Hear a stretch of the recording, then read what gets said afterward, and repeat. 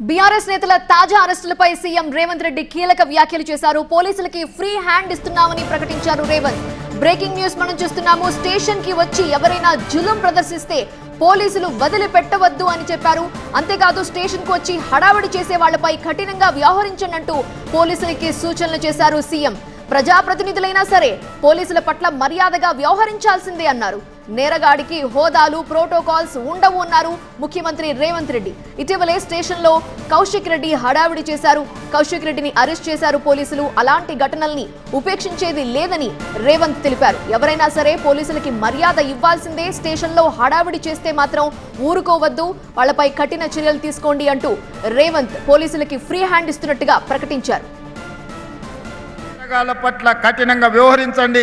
కొంతమంది డాపు దర్పం ప్రదర్శించడానికి పోలీస్ స్టేషన్లకు వచ్చి హడావిడి చేస్తే చక్కగా తీసి బొక్కలేయండి అని నేను చెప్పదలుచుకున్నా. పోలీస్ స్టేషన్కి వచ్చిన వాళ్ళు పోలీసుల పట్ల మొదట మర్యాదగా వ్యవహరించాలి.